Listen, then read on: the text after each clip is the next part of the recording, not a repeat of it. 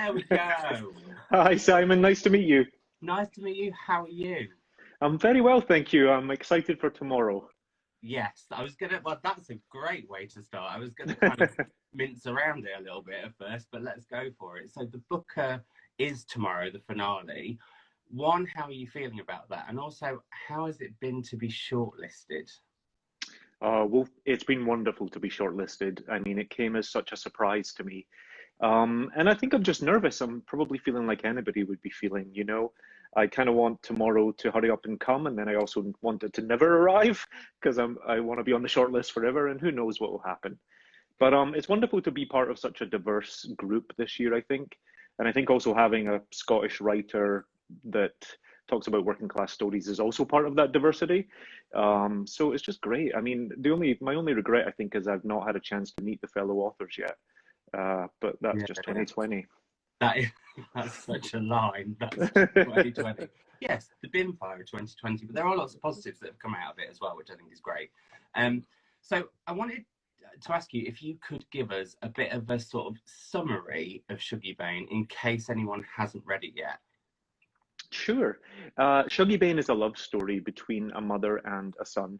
It is really a portrait of the Bain family who are living in 1980s Glasgow.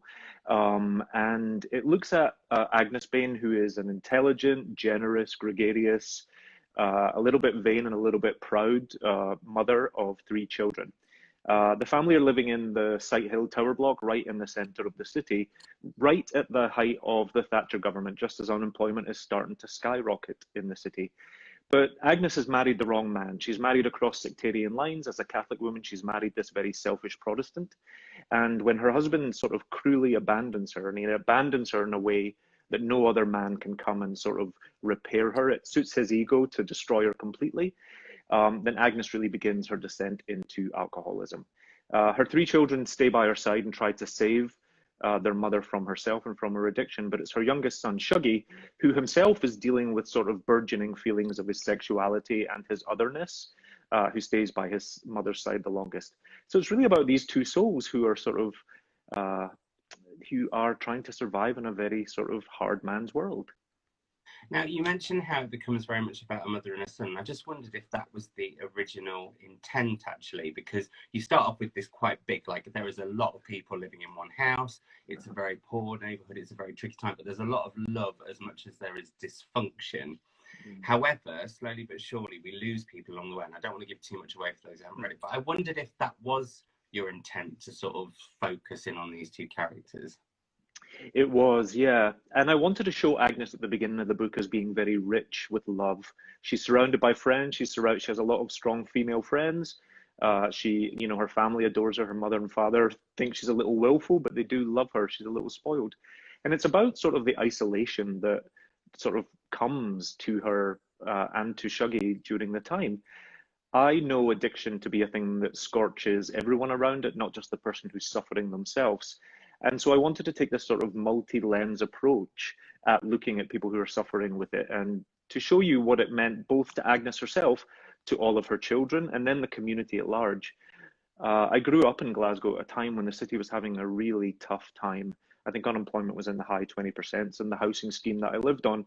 And so I just knew a lot of people who were sort of suffering, and I wanted to write a working class story that showed that chorus of voices in a way.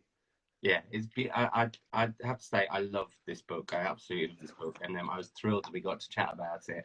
And I actually, just speaking of Glasgow, before I can just go off the sidetrack here, do you not feel? I always feel like Glasgow's kind of treated like the poor relation to Edinburgh, but it's such an amazing city. I've been going quite a lot not in the last few months, but in the last year, and it's just so beautiful, and it's got a real energy and a real history to it. And actually in your book you make it very much a character almost in its own right.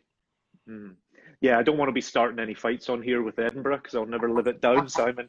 But Glasgow's my heart, and I think Glasgow is a really unique place that because of the Glaswegian spirit, people have been through an awful lot, but they never lose their humor, they never lose their empathy or their energy. And so they're incredibly humble people, but they're also very direct and straightforward. And that was part of why I wanted to set the book there, not only because I'm Glaswegian, but because writing in a Glaswegian dialect sort of allowing the characters to be as sort of blunt and powerful as they could be was just part of setting a story in Glasgow. And I'd always known Glasgow. I mean, a lot of books that are written in the west coast of Scotland tend to focus on men because it's a post-industrial landscape. It's quite a blue-collar place. You know, it's a very working-class city. But I wanted to write about a mother, and I wanted to write about a gay boy, and I wanted to focus a lens instead on sort of like feminine energy within the city and see what that did, especially against all this industrial upheaval. You know, a lot of men being laid off, a lot of families being rehoused. But I'd always known Glasgow to be a city of women. Yeah, that's really, really interesting. But I wanted to do a little detour. I love both, but like Glasgow's become a gem that I didn't know existed because I always used to go to Edinburgh. Anyway, moving on from that before I start any wars. I wondered if you could tell us where the initial spark for the idea of Sugary Bain came from. And also, actually, was it Sugary or was it Agnes? That's a good question, and it's Shuggy with a hard ug as well, because I get Shuggy like hug. I can't say it because of my northern accent. I don't. I'm like, I can't do it. Anyway, sorry. That's all right. I'm just glad you're calling it anything, and that I'm talking to you. The initial spark. Actually, the book came out of chronological order, and one of the very initial sparks was the character of Leek. I was thinking back to my own childhood about stripping copper I grew up next to a coal mine. And the way we'd make extra money is I'd go with my brother and we would strip copper, strip the plastic off of cables and take the wire. And so almost in a way, that was the first chapter. Chapter 13 was the first thing I wrote. But I had always known, and actually the first draft of the book came out of chronological order. I had a fairly firm grasp on the characters and what would happen to them, having grown up in very similar circumstances, I should say. But I got out of the way of the first draft and I just let the chapters come as they wanted to because I was scared to resist what the characters were trying to tell me in case I lost them. And so that was how I approached it the first time.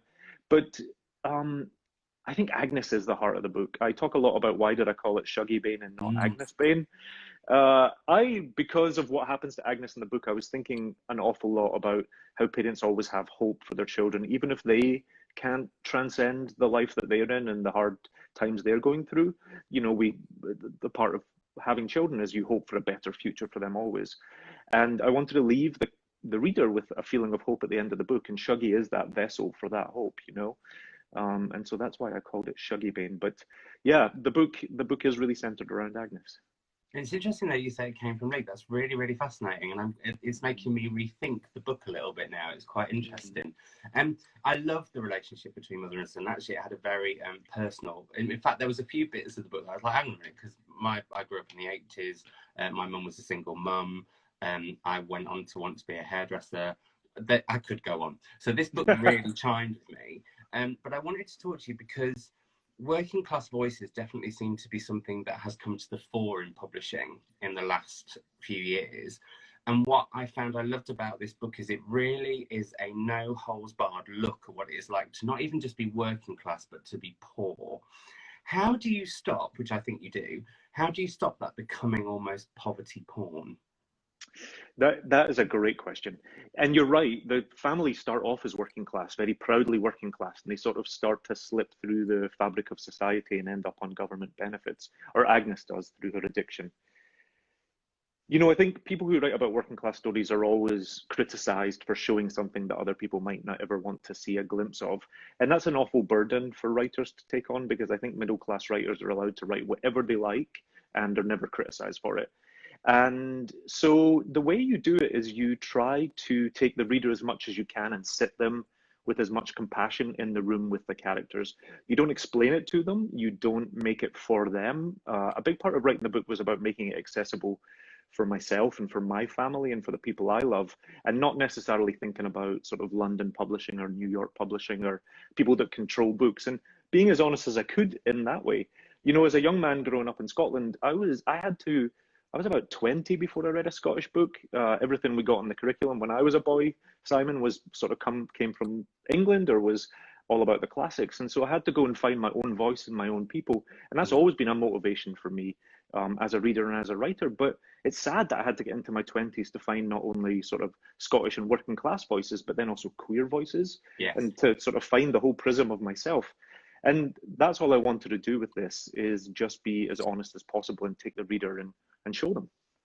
And I think what you do wonderfully is you take the reader along with both, and I'm going to try to do it right, Sugary. No, I just can't do it. I like it with your accent, though. I like it. It's the Northern British dialect. For some reason, normally I always say, I feel like I'm sounding Southern, and normally that's something I'm normally accusing other people of. Yeah. Anyway, but you show how he is coming to terms with himself, but also how he's coming to terms with the world around him and his mother. And what I love is the unconditional, unflinching love and hope. Because it could be, and in parts it is occasionally, quite a grim book. It can be quite hard to read. So I wondered if you could talk about this sort of hope, but also the fact that I'd never felt you shied away from anything, but was there ever a point where you thought, oh, maybe I'm going a bit, this is very dark?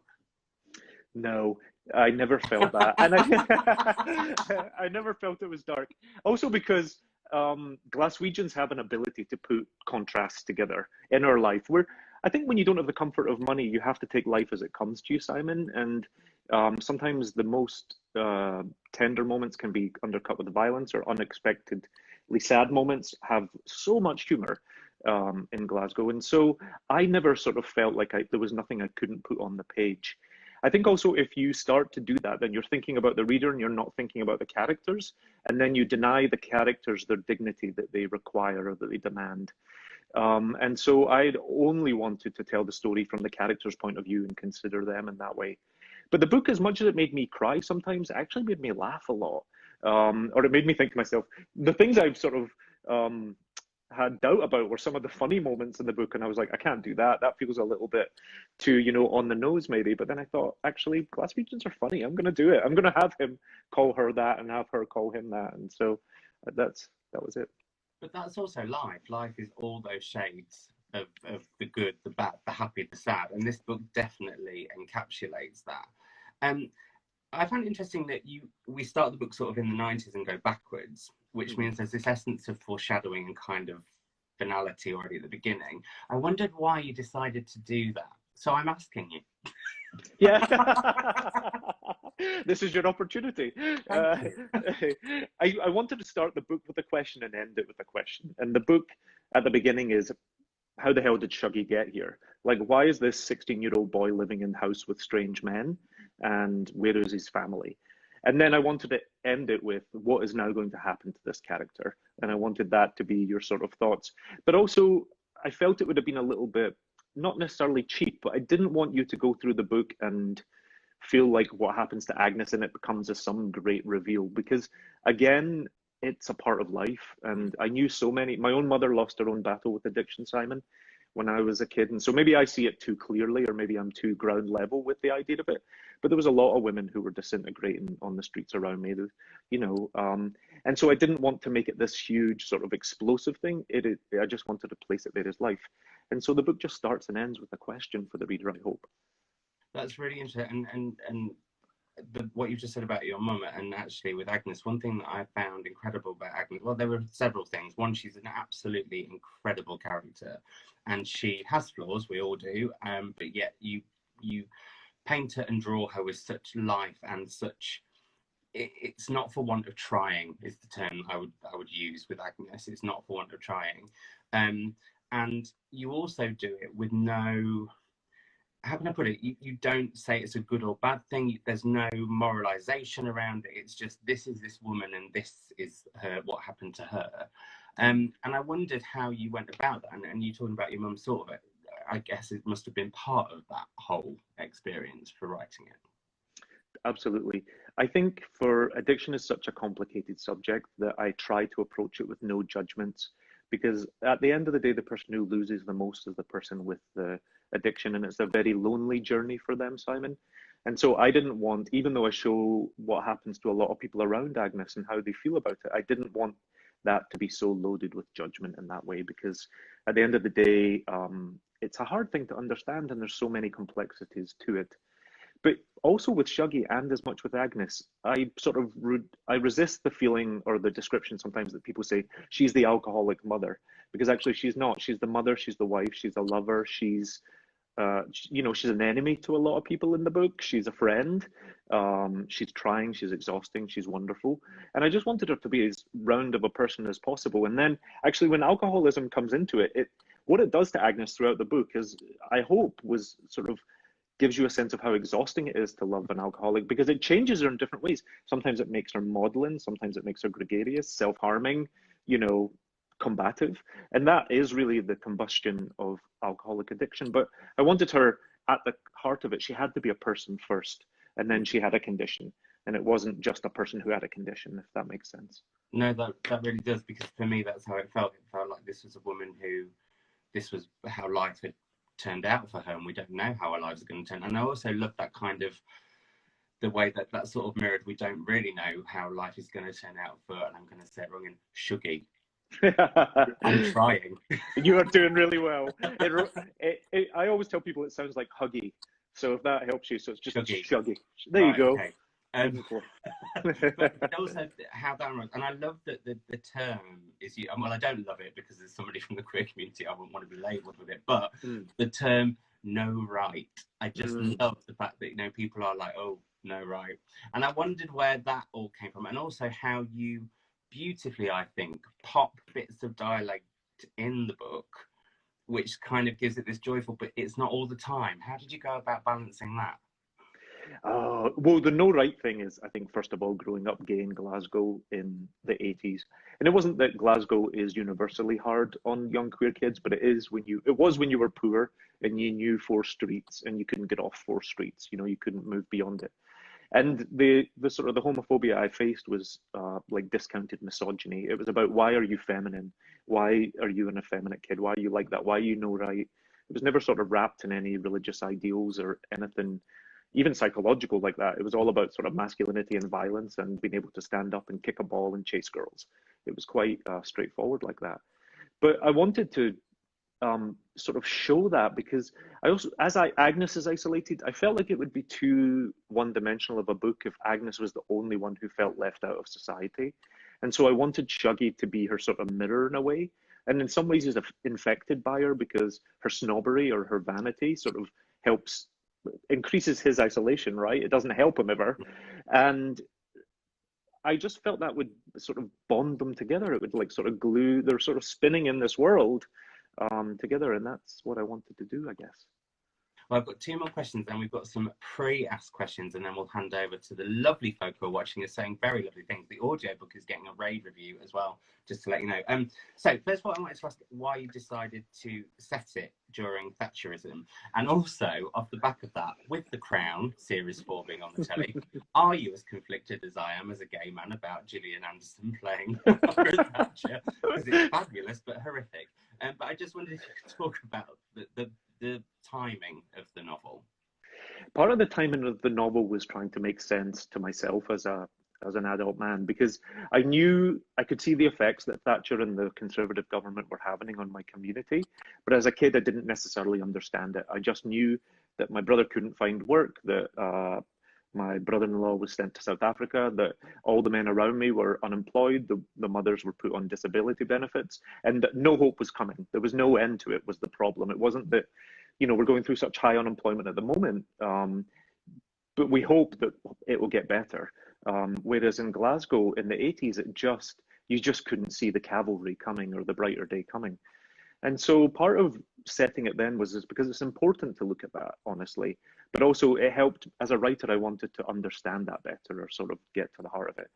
Gillian Anderson in The Crown. Gillian is a phenomenal actress, but boy, am I conflicted. You're right, because I'm not really interested in humanizing Margaret Thatcher. No. And because I know the harm she did. And I know, we want to think of her sometimes as a very brave, forward-pushing woman. And she was. But I think it also came with her medicine was really tough, and it came with a lack of compassion. And I think if she'd have had more sort of thoughtfulness and more compassion, and she'd have been able to ease the changes, she would have given people a place to turn to. But when you close the mines, the steel, the shipbuilding, the railway car manufacturing, and you do it all within a generation, people don't have anywhere to turn. Yeah, no. I found, you know, I vaguely remember, and I know we have a joint friend, Damien Barr, who's talked about this as well. There is this weird conflict between someone who became sort of iconic, but sort of also so awful. Yeah. Anyway, let's not talk about her anymore. Well, actually, the only thing is as a gay man, I love her. I love that character because it's a strong woman, and I that's all I want to see represented. But I know the personal effects she had, and so I kind of loathe her too. I loathe Yeah. her as a human. She keeps being played by icons. It shouldn't happen. Anyway, actually, I have two more questions for you. Not one, I lied. But one of them is, one of the big themes for me in this book was pride, and how pride is actually a word that has so many connotations. And I think you look at them all in this book. Yeah. There's being proud of who you are, and proud of your roots, and proud of being working class, and proud of surviving. There's obviously gay pride. And then there's also, with pride actually being your downfall.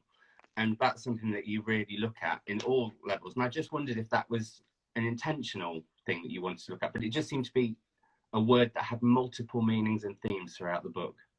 Yeah, it's definitely a sort of a central theme throughout the book, and it's pride with a small p in all of its meanings. I think today we think of pride as a very loud, visible thing, With but confetti.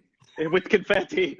But pride, to be proud of yourself in a small way, is a very radical thing, and it can be incredibly brave. And Agnes, who is being sort of shunned by the women around her because they know she is suffering, they know she doesn't have any money, but she has the audacity to dress herself every single day with a full face of makeup, beautiful hair, beautiful clothes, and that sort of rubs against the community that she's in. But that's really sort of a rejection of shame for her, and that is pride. She wants to feel proud in herself, and she teaches Shuggy to do that too in the scene where he's caught dancing by the kids that bully him.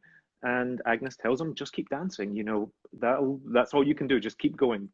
And so pride is a difficult subject. But pride, having pride in yourself, you know, there's something about the west coast of Scotland where you're not especially supposed to think of yourself as exceptional, not exceptionally great or exceptionally hard done to. You are just one of many, and we're meant to be part of the community. I don't know if that's what it's like where you grew up.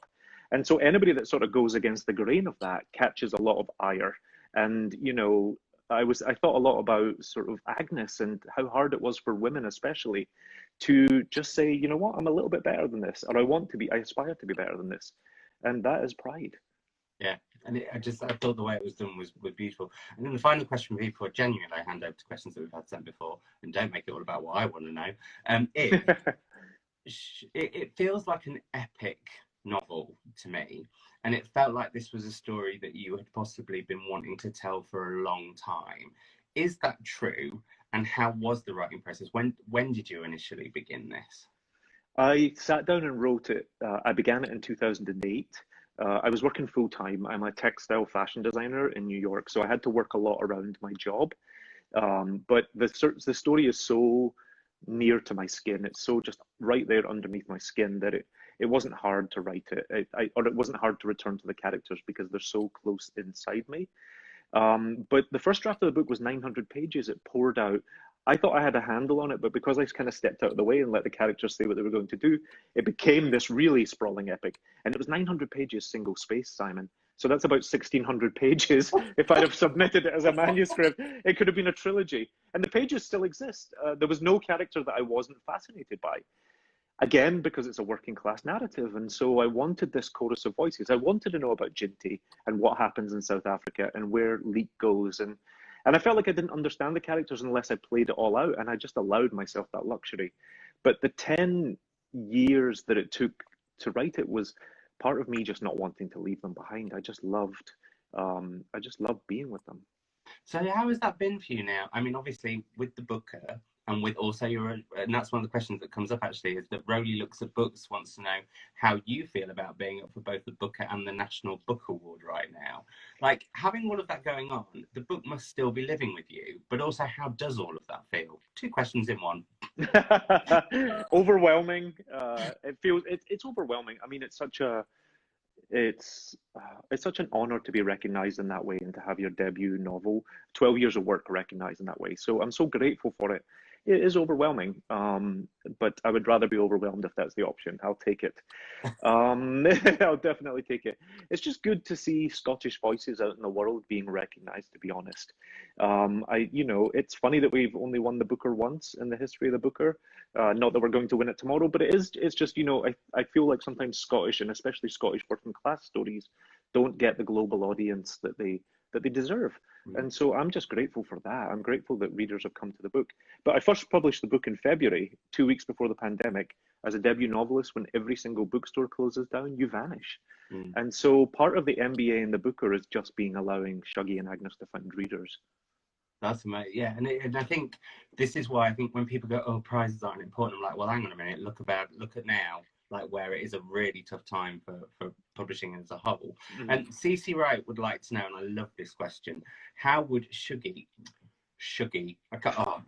how would he be different if growing up in the last decade?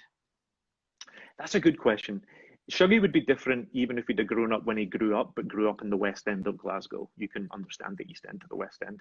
It's such a specific milieu that Shuggy is in a time and a place. I think if he'd grown up now, he wouldn't have felt the crushing sense of loneliness that a kid in the 80s did. We didn't have the internet. We couldn't find our tribes through Instagram or Snapchat or Twitter.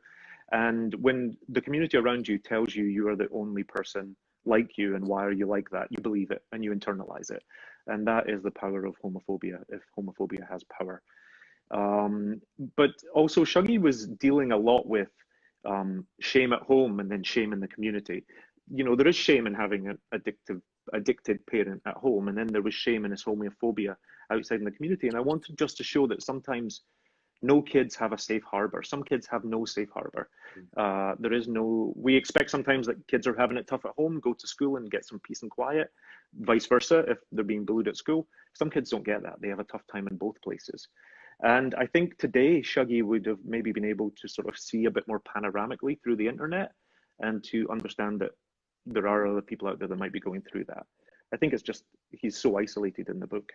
Yeah. And actually, it's interesting. I'm going to be talking to Brandon Taylor next, and isolation and sort of solitude of, I think, themes that talk through both your books in a busy world, both back then and now. I think that's quite interesting. Other Kirsty has asked on here, I know other Kirsty, hi Kirsty, I'd love to know if the distance, living and publishing in New York, gave you a different sort of clarity both on your own past and the relationship to Glasgow and to the story.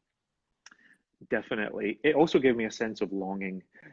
So sort of being far away from home made me want to be back at home and made me want to write about Glasgow. But I think distance always brings clarity, or always allows you to step back from something and see it for what it is. And that's helpful to any kind of art, no matter what you're doing. But I'm a Glaswegian writer, even though I'm an American.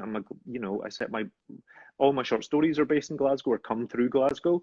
My first novel is in Glasgow, and my next novel will also be set in Glasgow, because I just find the city so inspiring, and I think that's the voice I have to share with the world. That's my unique place in it. So it brought clarity, but it also brings a lot of longing.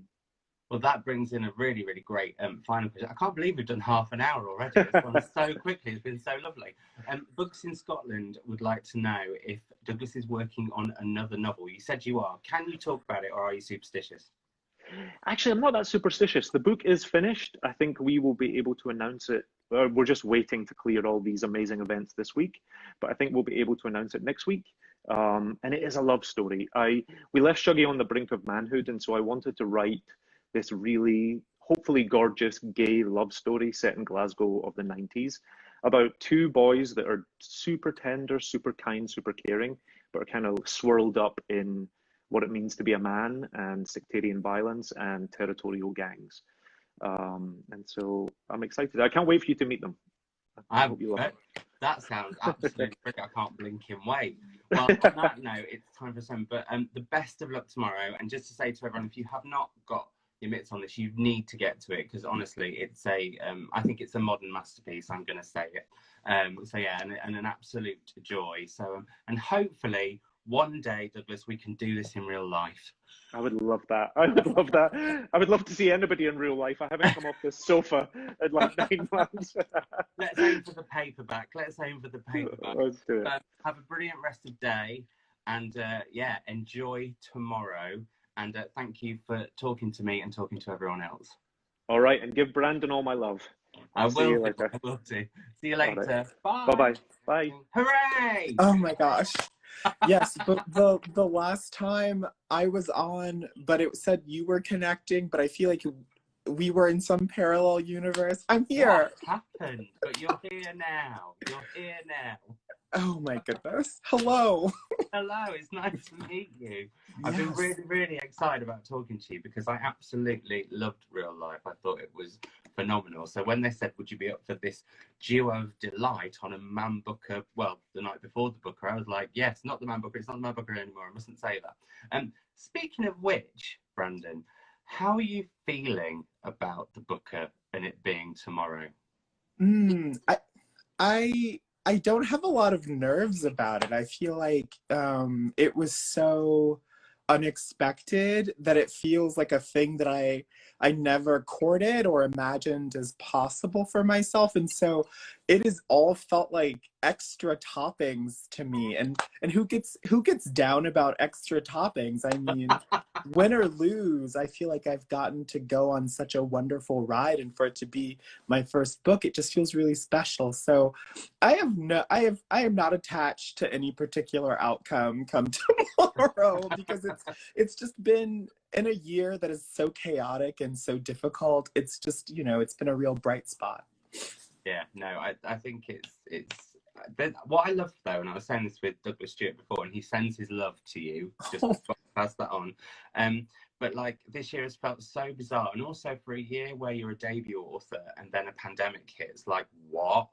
But actually, this is where I think prizes are really important because this will shine a light on all these 6 and actually all of the Man Booker longlisted dozen. So how has that been for you? Because a pandemic hitting when you've got a debut novel out, that's got to be tricky. Understatement. Yeah. I mean, having a debut out at all is just, it's a thing that you just cannot prepare for. It's just a thing that, because it's suddenly taking this incredibly private act, which is writing a book like in solitude and you never think anyone will read it, and then making it as public, like the most public thing imaginable.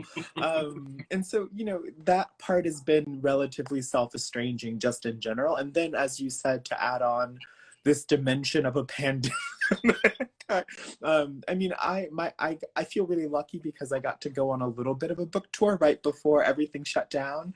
And then I got really quite ill for like 3 months. And so I was my book was the last thing that was even on my mind for about 3 or 4 months. And of course we had a lot of the protests for racial justice here in the States over the summer. And so it just feels like we've lived about 6 different years, and each little all-consuming moment, and as our society has like unraveled and tried to put itself back together, has been so consuming that I haven't even really thought about my poor little book. And in some ways I'm grateful for that, because I really do believe that once your book goes out into the world, it belongs to the readers.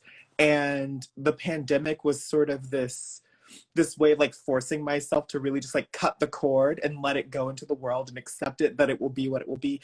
But I think what an ego killer, like what a healthy dose of ego check to be reminded that there are literally bigger things in the world than your little quiet novel about some Midwestern gays. So it's been a year for gaining perspective and thinking really deeply about what matters to me, both in terms of like my life, but also in terms of my art, I think. You mentioned everything that's happened in America and the Black Lives Matter movement, and I wondered how that has taken a kind of given Real Life a different context, not for those of you who know about it, but for those outside who it was a big piece of news, it was something new that they didn't know about. I wondered if you could talk about that a little bit before we get on to Real Life. Yeah, I mean, even before the horrible thing that they did to George Floyd that many of us saw, and even before, a lot of the society became aware of the injustices that happened against Breonna Taylor, there was this whole other element of, I thought I was writing a book that like 5 people would read and that like, maybe 3 people would care about. But right away, there was this sense that people were coming to the book who I'd never imagined would read, like scientists. I'll just be very frank, like scientists reading the book and being like, wow, I didn't know anyone else felt this way about our training. I didn't know anyone else felt this way about, what was happening to us in these spaces. And so for me, even before we got into the summer where finally people were doing consciousness raising and sort of broader American society, even before that, the book got to be a part of this incredible movement where young scientists were speaking out against the injustices and systemic issues in academia and in science. And there was a walkout, maybe not many people who aren't sort of deeply tapped into academia know about this, but there was a walkout spearheaded by Black and Brown graduate students and graduate student researchers against the injustices in academia and how graduate students are trained. And so just getting to see the book become a part of those conversations, because again and again, scientists would reach out and say like, this book was so important, it's really reflecting something important. And so then that was one layer that I was already just like so like humbled by and moved by. And then some people were like, also, since we're now talking about justice, let's read Brandon's book and talk about, the sort of quote unquote Black condition. And, that's something that I never imagined. I thought 3 people would read it and 3 people would care about it, but that the book has become a part of, and has in some cases started conversations about systemic issues like that has been, I never imagined. I thought, I am not the one that anyone needs talking about anything. I know nothing except about Jane Austen, but it's been special. It's been special and moving and really humbling.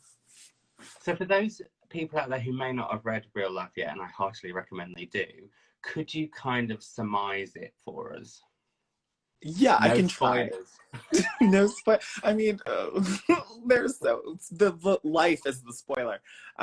So Real Life is a novel about a young graduate student, young-ish. He's like in his mid to late 20s. His name is Wallace. That's young. I'm 38, so I still think that I'm young. So therefore, that's really young. I will tell you that no one who was in graduate school in their mid-20s thought that they were young, but that is a conversation that we will perhaps get to.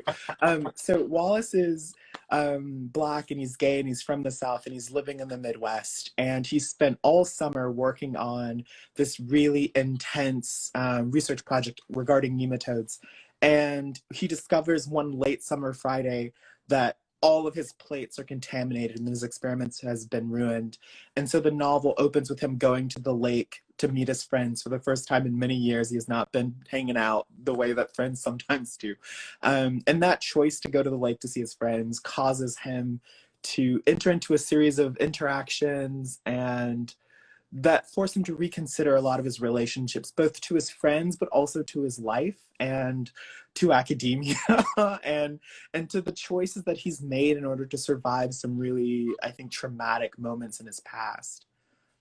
Where did the initial spark for Real Life kind of begin? Do you remember that moment? Was it a character? Was it just a thought? Was it something you wanted to say? I mean, quite literally, I remember the moment. I had this horrible, that was a chaotic thing to say. I had this literary agent, and we didn't see eye to eye about the kind of writer that I was. You can say horrible. He wasn't. The thing is, like, he wasn't horrible. He just wasn't the right agent for me at that moment. Right. He's a great agent, but he thought I was going to be a novelist, and I kept telling him I was a short story writer. And so he told me, when are you going to write a novel? And I decided I was going to write a novel so that he would leave me alone and let me write stories in peace. And so I decided, okay, what am I going to write a novel about? What do I know enough to fill a whole book with? And I thought, well, I know enough about being a graduate student, so maybe I'll write a campus novel. And I really love campus novels. And so it was, I felt like I had to do this thing of writing a novel, and I really love campus novels. So it was just like a happy, happy marriage of sorts. And so I decided I was going to just pull directly from my life to just get a patina of structure down on the page, because I didn't know how to write a novel. And so it just seemed easy to just get some basic structures down on the page, just like things I knew really, really well. So I decided it was going to be Madison. I decided a lightly fictionalized Madison. I thought it was going to be science. I thought it was going to be nematodes. I thought, so like a lot of the things that correspond between my life and Wallace's life, those really just came out of a sense of necessity of just like trying to get, a story down that I felt I could get my head around. It's so beautifully written, and one of the things that I love that you do is you really look at like the minutiae, a word that I can never spell but can say hopefully in this video. But you really get the minutiae of life, and I wondered, because it's just over a weekend, I wondered why you decided to do that, but also what makes you drawn to certain bits of the minutiae of real life. Yeah, so I mean that's kind of like a multi-pronged issue. So first of all, I'm drawn to the sort of almost microcosmic details of everyday life because one of my favorite writers is Carl Uwe Knausgård, and I'm obsessed with the My Struggle books because he's so zoomed in on things that other people find boring. And I never find boring. I'm always interested in but what kind of tea is it? Where'd you get it from? And so that's just my own sort of weird chemistry. And so I'm drawn to that. And the other thing is that I'm always interested in the ways that people know how to behave, because it seems to me as like someone who's always felt a little awkward and always like a half step back, someone who's had to figure out how to be in the world by like really closely observing other people. I've always wondered, like, how do you know that, like, how to be social? How do you know how to like talk to a person? Like, I would watch soap operas and wonder, like, well, how do you know how to convince someone to make out with you? Like, how do you know, like, what do those words look like? Like how do these social rhythms that we take for granted, how do they come to be, and like how do you do them? And so I, as a writer, I feel like I can never take that stuff for granted. Like a lot of the sort of easiness that I really admire in other contemporary writers, I just feel like I don't have access to that because I'm someone who needs to look at all 17 steps of a social interaction to understand it. I feel like I can never take that stuff for granted. So whenever I write, like, it's just naturally there. Like, I'm always watching the 5 things that people do when they don't know someone else is watching. And then the other sort of layer to this is I'm deeply interested in artifice. Like, a lot of the times we impose scripts and artificial structures on other people in social situations. So like in the case of the book, like you find out in the first sentence that Wallace's dad is dead. And the reason he doesn't tell anybody is because he's afraid they're gonna like make him behave a certain way and he doesn't want to do it.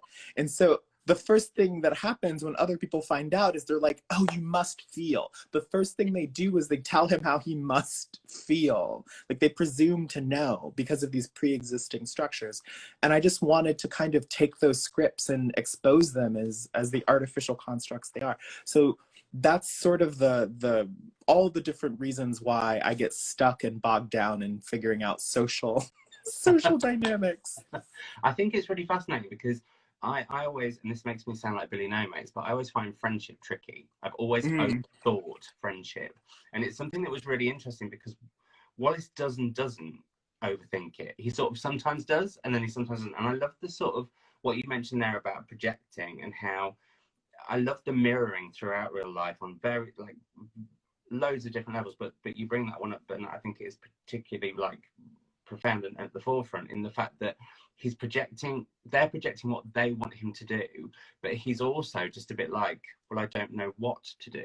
And I just find that gap really fascinating. Yeah, I mean, I was raised by wolves, essentially. And so when I went away to graduate school, or even when I went away to college, I had to like be housebroken by my friends because I didn't know how to be a friend. Like, I wanted friends, but I didn't know how to like do what other people just like knew how to do. And so I had to be like trained in friendship by my friends. And when I went away to college, there was suddenly this whole other, not college, but grad school, there was this whole other level to it, because suddenly it wasn't just how to be a friend, but also how to be an adult in the world, like how to pay your taxes, how to do all of this other stuff. And so Wallace is someone who I think of as being a lot like me, is like not knowing second nature, like how to behave in certain situations. And so his friends have all this sort of pre-existing like social structures. Like they know what you say when someone's mom dies. You like project all your baggage about moms onto them. That is what that is what you do. And Wallace just like doesn't feel comfortable doing that. And he just, you know, he's someone who has his own sort of weird social rhythms. And so he's always kind of trying to figure out how to give his friends what they want, but also how to stay true to himself. And so, you know, he's got to negotiate his own baggage, but also the projection of his friends' baggage too. And also it's that space where, and I think you look at this a lot in the book, the space where you never know what someone else is really thinking. You can never ever second guess or know. And actually, whenever I think about it, I can feel it now. I'm getting all like the hairs rising on my neck. It makes me feel really anxious and tense. But you really look at that in a really, I thought, very beautiful, very distanced, very beguiling kind of way. Yeah, I mean, I feel like you're right, like one of the core themes of not only real life, but I feel like everything I write is the unknowability of other people. And that to me has always been like, that is like the core, that is like my core understanding of all humanity, is that other people are unknowable, that you'll never be able to understand them. And I didn't realize that was like an aesthetic stance to have until I started reading other people's books. Because if you like pick up some other contemporary novels, even ones I really love, there's just like those characters know so much about other people, and I'm just like, how do you know? I don't understand how to even inhabit such a consciousness, like characters who know so much about not only themselves but their families. And what I always feel is like, oh, that must be what it's like to grow up in a family that talks. Like that must be what it feels like to grow up in a family of like people who are fluent and interested in each other's lives. And that was never my experience, and I don't think that that's Wallace's experience either. And so, you know, Wallace and I think all of my narrators all come from this place of like, I can't even know how I feel. How am I supposed to know how other people feel? But existing in a society is just trying to figure that out all the time. It's Sisyphean almost. Yeah, and you also look at uncertainty and sort of the shades of uncertainty, I think. And there was a thing at the beginning of the book when Wallace is looking at the lake, I was thinking, but this sort of sums up the book beautifully, because there's what's going on the surface, there's the depths, and then there's the beautiful ripples that are in between. And then an element that I think you look at that is with the relationship between Wallace and Miller, which we know at the beginning of the book there is something there. But I wonder if you could talk about Miller a little bit, because he becomes kind of almost like a confidant of Wallace, but also slightly triggering. Yes, yeah. I mean, honestly, I was also triggered by Miller. I think that many gay boys and men who read the book were just like, "Oh, I have been down this road before. I know exactly where this is going, and it is not where." We've all had a Miller or 5 or 30. Some of us unfortunate in life. So I mean, I find that, you know, something that I'm always interested in character relationships, you know, is capturing the sort of simultaneity of them, because you never have like the people who are like really stuck in your craw, who are like really in your life, like you never just feel one way about them, and your relationship is always complicated by all the other 4 different relationships you have with them at once. And so Wallace and Miller, you know, they're classmates and they're peers, but Wallace senses that they have an affinity because they're both the first people in their families to go to college and all this other stuff, and they both are kind of like working class, and they don't fit in with their friends who are all very professorial and all this other stuff. And so Wallace senses that, oh, there's something there that connects us, but that relationship is complicated by race, and it's complicated by sexuality and masculinity and all these other things. And so when writing the character of Miller, I wanted to capture that simultaneity, the complexity of like any fraught relationship between 2 people who finally get to, at the start of the novel, almost re-encounter each other, and to sort of finally get to access a lot of those affinities, which are then sort of, you know, made fraught and complicated by their history of like just not getting along because of racist things that people have said. And yeah, and so I think that the relationship with Miller, if I've done my job correctly, it is like complicated and it's like always shifting and it's always uneasy. And at some places, Wallace has the power, and in some moments, Miller has the power. And like they're constantly pushing and pulling on each other. And they're two people who don't have access to language that would allow them to actually have like a healthy relationship. So they're constantly just like accessing the language they have, which is a language, I think, ultimately of conflict and strife. I was wondering with Miller as well, were you wanting to talk about the fact that it feels like everybody at the moment almost has to define who they are?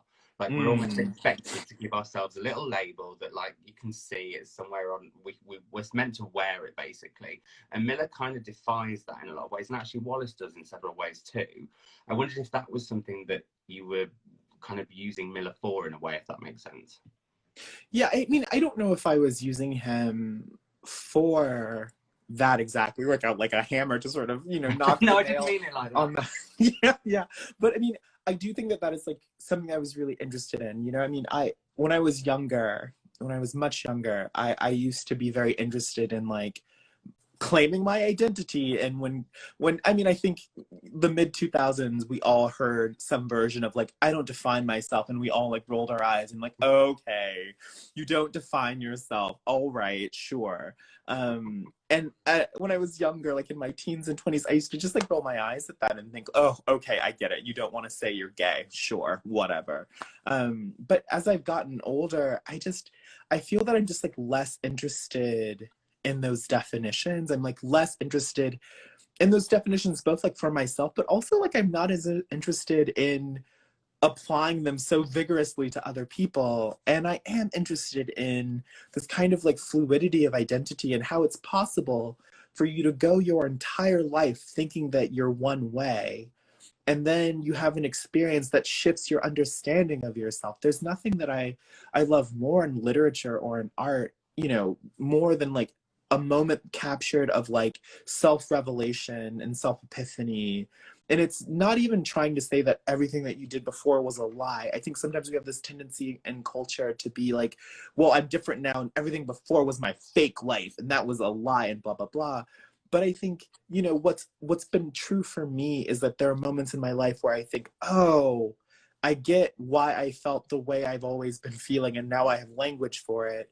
And that doesn't necessarily deprioritize all the things that were true of me before, and it doesn't make them a lie.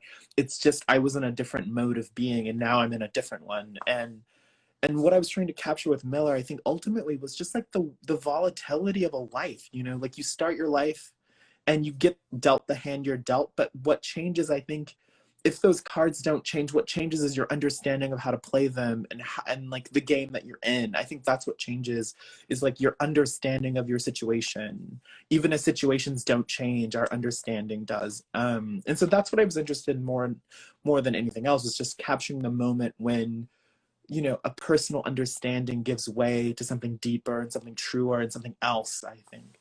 And also the fact that, and I guess this is about projection as well, is the fact that we are never one person to anyone who meets us. We are their version of ourselves, which is something that I think you look at, and also how sometimes you'll find yourself in a situation where you're thinking, these people all think very different things of me. None of them matches what I think. So hang on a minute, what's going on here? Yeah, I feel like that's just all the E.M. Forster I was reading, just like bleeding through. I feel like that's one of E.M. Forster's great themes, is like we are never, not only are we never what we once were, we can never go back, but also everyone is wrong about us. Like that feels somehow at the heart of what E.M. Forster is doing. But I think that that's true. I think that there's the version of yourself that you understand yourself to be, and then there's everyone else. There's this kind of net average of what other people project onto you and that you have to deal with. And Wallace has had to escape one or two definitions of himself in order to sort of arrive at the Midwest. You know, he had to sort of slip out of what his family imagined for him, and then he had to sort of slip out of what society imagined for a gay Black man like him. And then he felt like he was getting something by trading up to like the liberal white American version of that. He's like, ah, yes, freedom. And then he realizes, oh, actually, you guys don't understand me either. This is just a different kind of imprisonment. This is like just like another kind of prison. I hate this as well. And I think for me, the movement of the novel is a movement of a character who realizes, oh, I've made concessions to survive. And now I feel like those smallness of my life is no longer something that I'm willing to accept. And what happens when a character who's been dictated to decides that he's not going to accept that anymore, and he's going to make a choice for himself, and all the turbulence that such a such an attitude engenders. Well, there's always that thing, isn't there, that like when you leave home, you're going to be free to be whoever you want to be. But then I remember leaving home thinking, oh, I don't know who I want to be. There's loads of different options. I'm not sure who I am yet. But one thing that, two more points I want to make before I open up to comments from and questions from everyone else. We're going to run a little bit over, if that's all right with you, Brandon, because we started a little bit late. You got me. I want people to get the full 30 minutes of Brandon Taylor.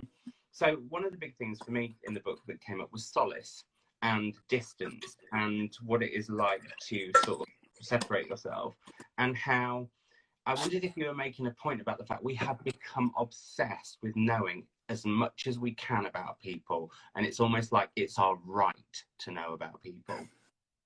Yeah, I mean, one of the big moments in the book, and it's not like a huge dramatic moment, but like one of the moments that made me go, ah, and then I just like stop writing for a period of time was when, I think it's when Miller and Wallace are discussing some stuff that I won't give away. And Miller is like, well, but like, why? But why? And Wallace is like, the world doesn't owe you anything. Like, the difference between us is that you think you're owed answers. And I was like, I don't like that. And because it was just like so uncomfortable. So I had to like we've had a little bit of a Simon, are you still delay. Am I still here? Is Simon still here? Let's Is see anyone? what happens. This is me cursing it, saying that we could do extra, and then it stopped. Let's see if we can get it back. Everyone bear with. And also I'm going to turn, while this is happening, I'm going to turn the comments on so that if people have any questions, you can leave them below. Let's see if we can get Brandon back for 5 minutes. Is everyone still here? Am I gone? I don't know. I tempted fate. I said, let's talk for 5 more minutes, and look what happened. Instantly, it crashed. Oh, so it's not me? Is it Simon? Brandon, but I can't. Oh. That's weird. Oh, but I can't. Sorry, I can't Brandon. see Simon. I can't see Oh, Brandon. gosh. Well, I can see I'll Brandon, just leave but and come back. He's frozen. So that's really weird. This is like some parallel thing is going on. Douglas Stuart, Hi, Douglas. Is exciting. So you guys can see and hear Simon. I can't see Simon. He's frozen for me. Apparently. Oh, so no. I might see if I can get Brandon That's out so funny. and then invite him back. So let's see what happens. For a very final 5 minutes, Waterstones are really going to tell me off because I've gone over, and that. Oops. Let's see if we can just get it back. Because this was good chat, he says, chatting to himself. Let's see if we can do that and see what happens. There we go. Okay, sorry. Okay, so very quickly. Yes, the thing that stung me and made me go very alarmed and that clearly broke our chat was me saying, writing that line, the world doesn't owe you any information. And, I think that that's just like how I feel about life. And I think it's one of those things that some people have a difficult time with, that they're just like unknowable things. In research, we call them intractable questions. And yeah, that's, that's how I feel about that. I think that such questions exist. There's information that we just don't have access to. Not everything is knowable. And I think where I find great power and pleasure as an artist is leaning into that ambiguity. Yeah, I just thought the whole thing around, it really made me think about the fact that sometimes you can end up oversharing. Actually, how much do people need to know? And actually, sometimes we do need to listen from ourselves, and we do need to. Not everybody needs to know what I'm eating for breakfast every day on Instagram. But it really made me think. The other big thing for me that is this book brought up, before I go over to people's questions, is the book really looks at when we don't say things. And that can be because we don't feel we can. So, for example, as you mentioned at the beginning, Wallace's father's died. He's not been to the funeral. He hasn't told anyone. But also there's a dinner party where certain things are said and no one else says anything. But also actually Wallace itself thinks I should have said something. And I wondered if that whole, and also there's often quite a lot unsaid between Wallace and Miller. So there's a lot of unsaid basically going on, Brandon. Is that something that you wanted to look at? Clearly. Yeah. I mean, I'm always so obsessed with voids in fiction, and I'm interested in what are the things that people fail to say, and like what are the things that people fail to do. And it's one thing just to like write your way around it, but if you don't make that accessible and visible to the reader, and if you don't sort of carve out the social consequences of an action or silence, particularly like white or middle class silence around issues that are important, that are actively affecting one person in that room more than everyone else, if you don't do that, then I think that's like a failure of craft. And I'm always interested in not only outlining the contours of those silences and those inactions, but also tracing out the consequences, because you know when someone has failed to stick up for you at a dinner party of friends, like, you know, like it's obvious. And I'm always, as a writer, I try to lean into those moments because they're so uncomfortable. Like, they're so icky. Yeah. And yet so great to read. More people should listen, we gotta have more uncomfortable dinner parties. Let's just... I think as well, actually, one thing that 2020 has brought up is actually we need to have a lot more uncomfortable conversations. I think that's something that's a really important thing. I think that's what's great. We've had a question here from Ducks Not Ducks, which I think is a great handle. They have a question about the shift in tenses throughout the novel. They found it really effective and was wondering how you decided to do this.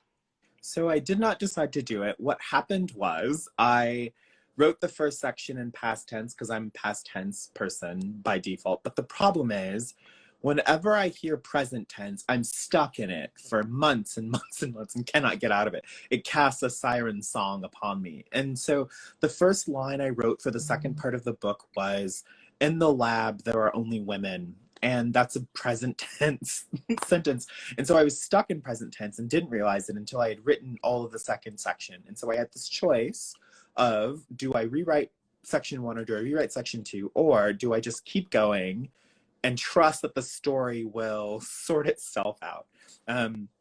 Because I'm a deeply lazy person, I just decided I was going to keep writing. And I felt that if I could, at the level of technique, like justify it to myself, then I would just leave it as it was. And what I found was that, you know, Wallace does something that fundamentally shifts his understanding of like his positionality in the world. And he has like this really fraught thing that happens toward the end of section 1 that I won't give away. And so what I viewed it as is like the section 2 is him like waking up and the story following him minute by minute by minute by minute of like what he's doing throughout that weekend, because now he's really thinking about the life he's living. And so for me, it was a point of the narrator who was telling you the story in that first section gets totally fused to Wallace because of what happens in that first section. And so then it just follows him throughout. It's a great question. Now, one final question, because, well, maybe it's an ultimate question, actually, because I'm going to sneak one in at the end. But Kieran of KD Books, who is a huge Booker fan, I have to say, massive, massive, massive Booker fan. He almost devotes his YouTube channel to it, would like to know, and I don't know if you can answer this without spoilers, but why the last chapter is the beginning of Wallace's story. Can you talk about that without spoilers? Yeah, no, totally. I mean, I should say that I also, in my reading in Madison, Wisconsin, read that section. And I was like, I'm going to read the last 5 pages of my book. And people were like, what? So, and also, hi, Kieran. It's so good to see you. I follow his YouTube religiously, which is a bad thing to do when you're anxious about a book prize. So, so when I set out to write the book, I knew some things about it. I knew that the middle section of the book would contain this register break that would contain all of Wallace's personal history that I had no interest in putting anywhere else in the book. And I knew that I wanted the beginning of the book and the end of the book to be this kind of like sliding doors. And I also wanted them to sound almost exactly alike so that the reader is like, wait, what's happening? And I also wanted the book to end... I wanted the book to end in this way that was like optimistic and hopeful. And it just felt like the only way to do that was to sort of, because I feel like the reader was going to end the book otherwise thinking, well, why did he do all that? Like what was the reason, to quote the Cardi B meme? And for me, it felt important to show the reader why these young people are willing to put themselves through everything that goes on in the book. Like, why these young people, these young scientists, like, why, like, what they're like when they set out to do this, like what it's all for, like what it all means to them. And it, you know, it felt like, yes, I could have written the book with more flashbacks, I could have had more scenes, blah blah blah, but it just felt like the most, like the easiest and most straightforward way was just to show you what they were like when they came to this life, and to remind the reader that, like, oh yeah, these people don't just like start out being, you know, catty grad students. They're young people with dreams and hopes, and they want something. And so that's why the ending is the beginning, because I love a circle, I love structure, and it felt important to give the reader something beautiful that is then colored by you know what comes after that moment, and so suddenly it's charged and complicated and made fraught by it. No, that's brilliant. That's brilliantly put. And final question from me before we let you go. And I hope Waterstones will forgive me, and the man Booker and the Booker. I keep calling him Booker will forgive me for overrunning. But with the late start and the glitch, I feel like we owe it to the people. Yeah. So my final question to you tonight is: are you writing something new? Is there like a second book? And also, how has the Booker shaped that at all? Yeah. So this is a complicated question. My next book is a short story collection called Filthy Animals. And that'll be that title. Thank you. It comes out next June, and I found out recently, this was recently announced, so I can share this here, that Daunt Books is publishing it in the UK next summer. So happy to be re-upping with them. And that book, I wrote that book before I wrote Real Life. And so like that book has been done for quite some time, though I was revising it after the Booker. So I had all this anxiety of like, wait, people might read this now. Oh no, I'm gonna let the Booker down if this book is not good. And so it got a little fraught, but I was able to sort of sort out that. What I'm working on now is I'm working on two things most directly. I'm working on what I'm calling my gay museum novel. Amazing. And I'm working on a Southern Gothic novel. Wow, 2 novels at once. Yeah. Well, you're putting us to shame, Brandon. I wish I hadn't asked that question now. I'm barely managing to get dressed most days. Listen, writing is a very fluid term. Like, writing is... But yeah, most directly, short stories, which is my first love. That's coming next summer, so... Well, thank you so much for sharing your time with us, and just say to everyone, get your hands on Real Life if you haven't read it yet. It is an absolute treat. It really, it's uncomfortable in all the right ways, and yeah, it's a book about real life, and it's just, honestly, Brandon, thank you so much. It's great, and thank you for sharing this time with me, and good luck tomorrow. Thank you. Thanks so much for having me, and thanks everyone for coming. It was so lovely seeing all the hearts and things. I've never been on the Insta Live on this side before, so it was a real thrill for me. Well, have a lovely rest of the day, and we will see you soon, and hopefully we can do this in real life at some point. Hopefully. Listen, no promises. Reality looking real tenuous right now. But yes, stay safe everyone, and thanks so much for having me on. See you later. Bye. Bye.